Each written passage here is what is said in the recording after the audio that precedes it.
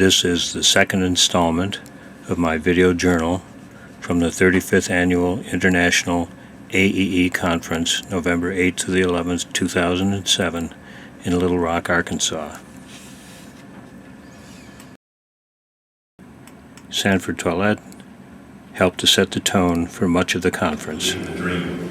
And what Jasper said is that we do need to celebrate what binds us as opposed to what divides us. Today, there are 16 countries at war. All over the world, major war.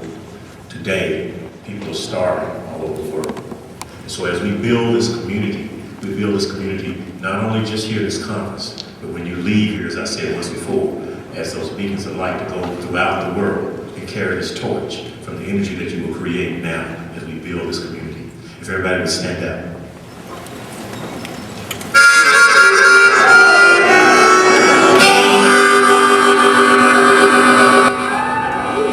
Probably the most often cited reason for attending an AEE conference is for the opportunity to network with other like-minded professionals. Profession-based groups have been formed within the association specifically for this purpose. This is the meeting of the schools and colleges profession-based group on Thursday afternoon. Mine is that way. Just having like more than enough time to network with people would be a huge success for me. Like if workshops just around, we rotated around some topic. Who has never forgotten the earth and its beauty, whose life is an inspiration, and whose memory is a benediction. Would you join with me and give a warm AE welcome to our speaker,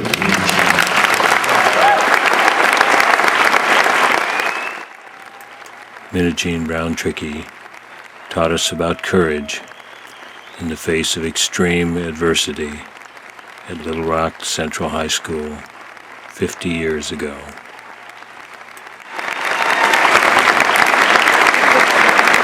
The PDIs, and I thought, oh my goodness, they're a touchy-feely group.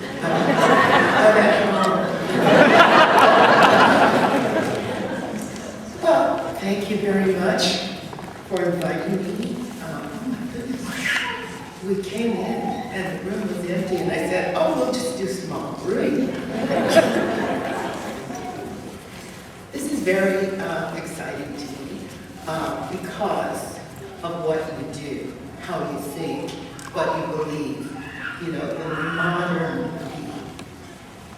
I worry about the word alternative, and I worry about those words that set groups apart from other groups. I think that all education should be experiential. All education should be.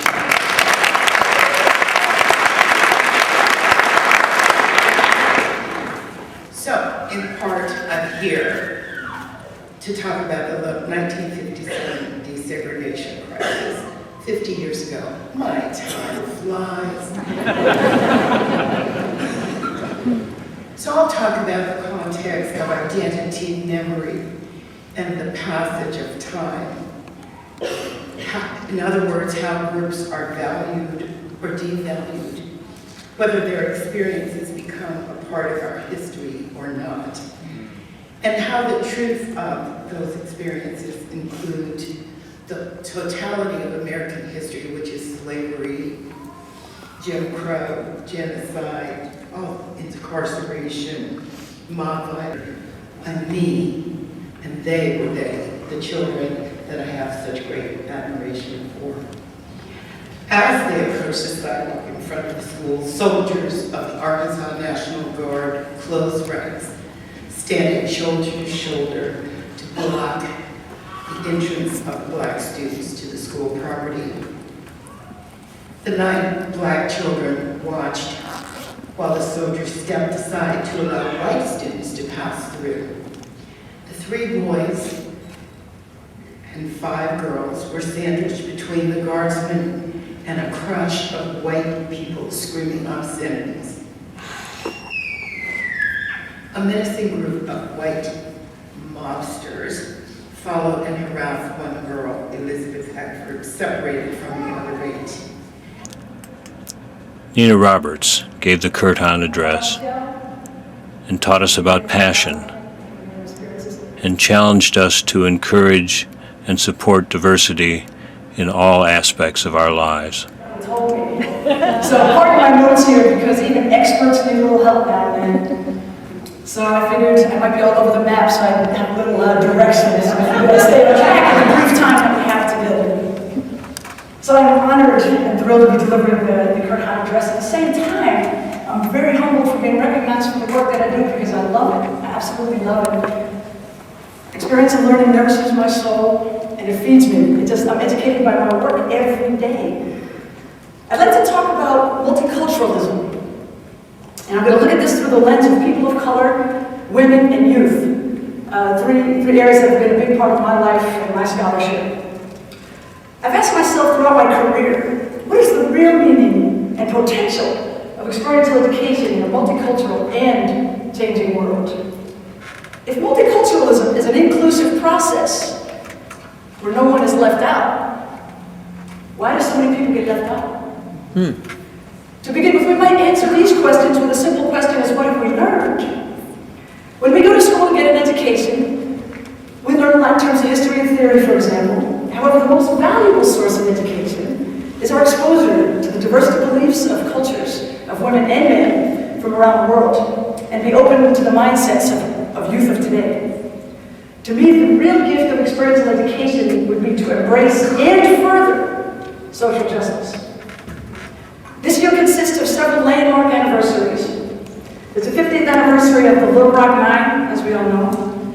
It's the 40th anniversary of the Loving case, which legalized interracial marriage.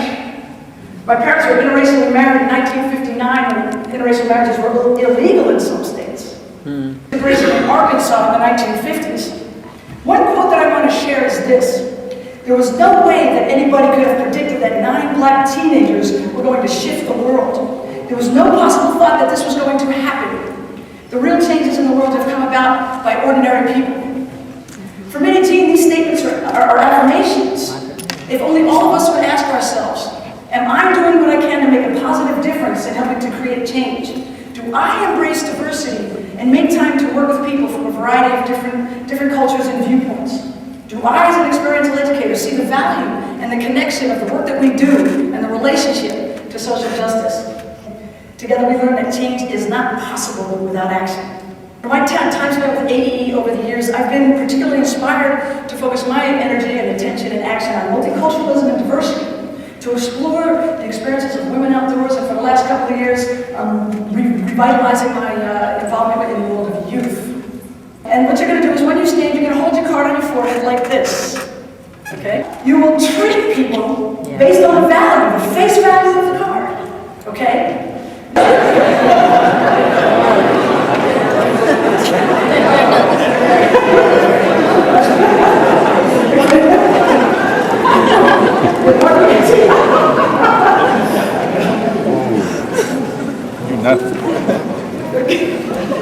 Looks kind of fun from up here. God, here you go. The type of game is great for discussion for who places value on you, how, and even why. Think about this. If we're treated poorly sometimes, it gets to the point where we don't want to play anymore. Sometimes we get tired of just trying to be like a 9 or a 10. Frustration sets up when we kind of feel like we're getting left out a little bit. Why do we treat people of lower status poorly versus royalty who have power and privilege? If you were a royalty card, you didn't know it at first. How did you feel like, down, how did you feel? If you knew you were a lower number, like a 2 or a 3 or even a 4, what was that like? Did you feel hostility towards the kings? You want to go beat them all down? What do you suppose really happens when people feel left out? I wanted to participate in that change. Now there are many more women working in the field, but I still want to know where all the brown people, where all the Asian people who are leaders and managers, why aren't they directors of our